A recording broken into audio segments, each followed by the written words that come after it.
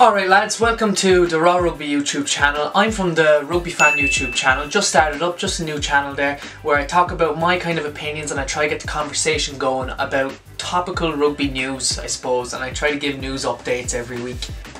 There'll hopefully be a link down below which you can click on and just head over to the channel, click subscribe, and yeah, that'd be great, thanks. In this video I'm going to talk about Craig Gilroy and how his form has really put him in contention for a starting spot on the Ireland squad for this Six Nations. Now Craig Gilroy, as I'm sure you all know, is a winger for Ulster and they're going through a really good vein of form, apart from where they got absolutely hammered by Leinster, but that's to no fault of their own. Leinster are just a really solid team, very well coached, and if they're in that sort of mood, they're very hard to beat. Craig Gilroy himself, I've been a massive fan of for years. He's a great try scorer, he has that X factor about him, he has great pace. He won try the year last year, I think it was, and it's that sort of X factor we're going to miss now with Zebo going off to Racing Metro. And he was the guy who used to bring in that sort of difference. He could create a try out of nothing, but now we don't have that anymore. We need a new guy. We can't rely on Dave Kearney, Fergus McFadden, Tommy Bowe anymore, and Keith Earls, he isn't a favourite of mine. I would rather Craig Gilroy play. Craig Gilroy is like a younger version of Keith Earls, to me anyway. Keith Earls used to be that guy with the electric pace, but he's just not consistent enough for me. He scores a lot of tries against lower tier teams, but he never really shows up against the likes of an England, and that performance against Manu Tuilagi way back when, and we got trashed by England and he was put in 13 because Brian O'Driscoll's injured. That performance always sticks in my mind and I just can't really get past that. Comment below what you think about that. What do you think about Keith Earls?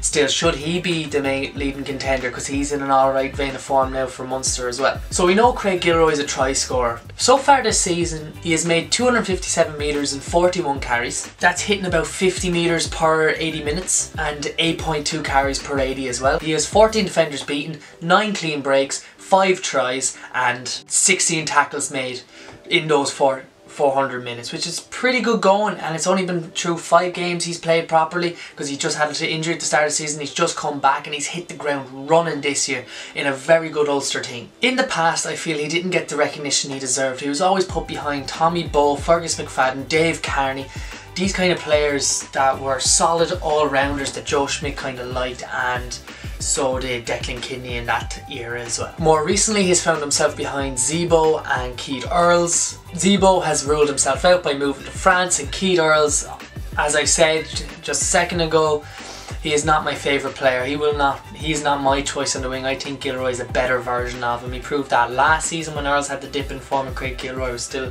having a great time. And I think again he's proven it this season, just back from injury, scoring 5 tries in 5 games. Just no brainer. Obviously on the other wing I'm already thinking from the season he's had this year, the season he had last year, the summer he had with Ireland, the November international he had. Stockdale is my dead cert of starting on the other wing. I would like to see that young man get every game in this Six Nations coming up. He's scoring tries for fun. He just seems natural. He jumps in at this level. He looks like one of our best already. So we need to keep playing him, keep giving him game time. And then Craig Gilroy, his wing partner, be on the other one and could support him, and he's a bit more experienced. That's what I'd like to see happen. The main contenders for that jersey that Craig Gilroy's after this year is definitely Earls and Andrew Conway, depending on who Joe Schmidt wants full back. If Joe Schmidt still wants Rob Kearney full back, or Joey Carberry might go full back this year. I can see Conway being pushed out the wing because of the performance against South Africa and stuff. He had a very good November, and Earls is back in form, and we know Earls is a Joe Schmidt favourite. He's always been a favourite. He's quite a pacey player. He can cover 13, 12, winger, full back. He's, you know, really useful player to have in the squad, despite me not really liking him. He is a useful player. Some stats behind Keith Earls this year: he's scored 3 tries in the 320 minutes he's playing. That's less than 1 per game. It's obviously not the same strike rate as Craig Gilroy, but that's because I think Craig Gilroy is a more natural try scorer. He just has that sense of where the line is and how to finish. Keith Earls has made double the amount of tackles with 30 tackles, but that's because I think he plays 13 as well for Munster. That would lead him into a lot more physical areas than on the wing would involve. Obviously he's going to be in the mix a bit more, make a couple of more tackles. He'd have to have a more defensive role than what Craig Gilroy as a winger would, and he'd have a more offensive role. But for Earls, to be fair to him, in the 320 minutes he's gained about 50 metres per 80 as well, the same as Craig Gilroy, and he's made about the same amount of clean breaks as Gilroy per 80. He's made 7 in 320 minutes, that's about 1.8, and that was the same as Craig Gilroy's 9 clean breaks, which was about 1.8 as well. In overall stats, Craig Gilroy's had a better time try scoring. He's played 118 appearances and he scored 48 tries, where Keith Earls has had 86 appearances and scored 30 tries. So in the ratios, Craig Gilroy's a bit of a better try scorer than that, but then again, Keith Earls has been moved to 13 and fullback. He's been moved around the place for the whole of his career. He's too good at playing in multiple positions to be able to be selected on the wing, even though he was a really good natural finisher, but he just never consistently got to play in the same place, which I think is the problem about why he can't be as consistent as he should be. The next man for Jersey, as I said before, is Conway, because of the game against South Africa. Conway is a real industrial kind of player. He's a real hard worker, good in the air, can kick.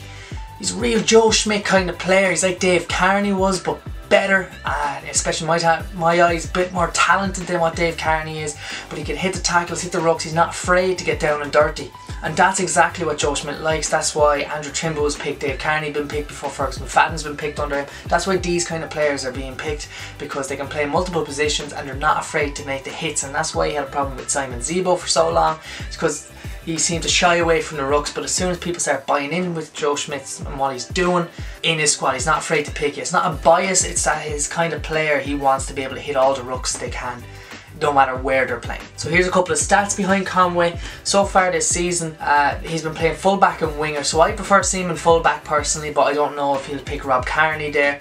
Joe Schmidt seems to be a bit favourite of him, and it's nice to see kind of a veteran holding the fullback slot together. He's alright, not as good as he used to be obviously, but when you have a young fella like Jacob Stockdale and Adam Byrne on the wing, I can see why Kearney was picked during the South African game. I think it was, no, the Argentina game. I can see why Rob Kearney was picked for that game in the November internationals in fullback, because he had two really young wingers, and you really want that experience to help teach them and kind of bring them into test match rugby. So Conway this season has played a bit more games than the other two because he hasn't suffered the injuries. He's played 9 games. He's only scored 4 tries, which is a bit less strike rate, but we know he's not a try scorer like Craig Gilroy is. He's, as I said, the industrial. He probably has more try assists to his name, probably more passes.